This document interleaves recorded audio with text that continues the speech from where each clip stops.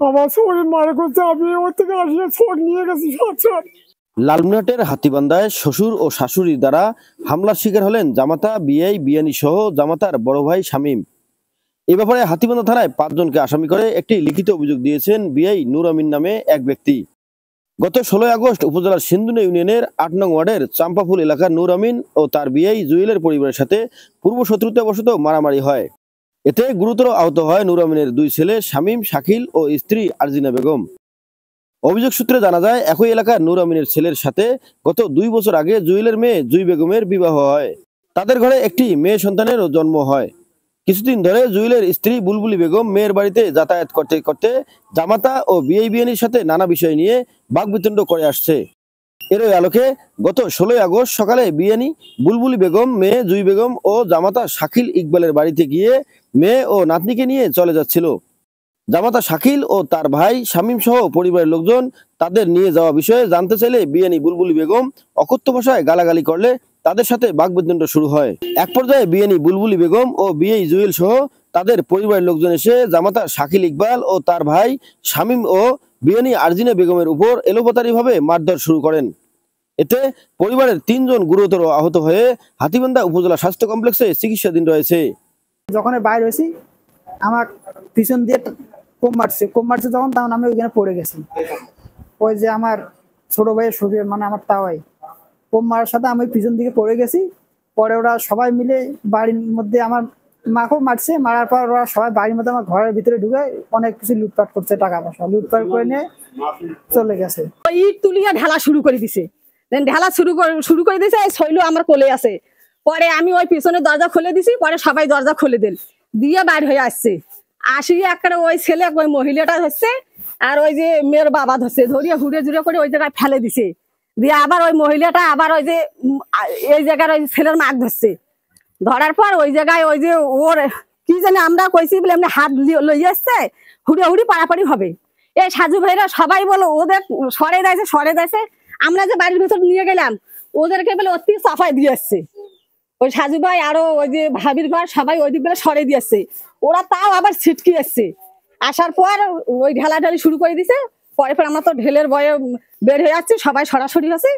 পরে একটা হুড়ে জুড়ে করে যে পেছন থাকি কি জন্য এখন বের করিয়ে দিয়ে একটা সিঁড়ি দিয়ে ওই ছেলে উঠে গেছে। আর জুয়েলের বেড়া ধরে আনি একটা সেই ঝাপাঝাপি করেছে। তা আমার ফের মা থেকে 7:30 মকিলে বাড়ির ভিতর থিয়ে দিন, থিয়ে গেট মারছু। গেট মারি হেনে কম যে কাজিয়ে করা তো ভালো নয়, তা কাজিয়ে করে ভালো না। আবার ফের আসি কিনে ঢাককে গেট ভাঙি ফেলা ইট দিয়ে ঢেলায় দেখি আমার ফের কি করছি ছাই দিছি যে আমার কোনো হইলে তোমার চিকিৎসা করবে না, আমার তো টাকা পয়সা নাই। তা আমার ফের ছাই দিছি। আমার ফের আসি ওই যে রুবেলটা আসি ফের ওই স্বামীনে ধরলি তরফ ফেলাইছি একবার। ফেলে হেনে কি দিয়ে যে কাটি দিল চাকু দিয়ে আমার কুসার থেকে খালি বেরকে কাটি দিল। আমার অত ইয়েও কম নাই। তারপর তো কাটা দেখলাম আমি এদিকে কাটাই যায় সেই মিডি কাটা গেল এখানে পাচ্ছি। ওটা সেলাই দিছে ওটা নাম কোন জুয়েল বুলি এই জামাই নাই হোক একজনকার বাড়ি এসে তো ইয়ে করা যাবে না, হামলা করা যাবে না। মারামারি হয়েছে আমার পার্শ্ববর্তী এই বাড়িওয়ালা আর আমিন, আর ওই পূর্ব পাশ থেকে ওরা আসছে, ওদের আত্মীয় হয়। আমি আর কি ততটা ঘনিষ্ঠ জানি না, ওদের আত্মীয় হয়। নাম শুনছি জুয়েল। এই যে আমিনের বাড়ি আসি, ওরা অতর্কিত ভাবে হামলা করে এবং ইট পাটকেল দিয়ে আমার ওই যে বাড়ি এলে গেলে যে মহিলা গেলে যাচ্ছে সরাসরি করার জন্য, ওরা ওই যে ইট পাটকেল দিয়ে ঢেলে ওদেরকে সরেয়া তারপরে ওই যে ভেকড়া এখানে ওই অস্ত্র, আমরা জীবনে ওই অস্ত্র দেখিনি। ওই অস্ত্র দিয়ে ওই ছেলের গর্দানো চুট মারে। কিন্তু আমার বাড়ি এলে সাথে কাজ হয়েছে কি বেছে মেছে কথা কাটাকাটি হচ্ছে, তুমি আমার বাড়ি আসবো না, ঝগড়া হয়েছে। এই জন্য বাধা করছে দেখি এখন ওই বাড়ি ঢোকে না।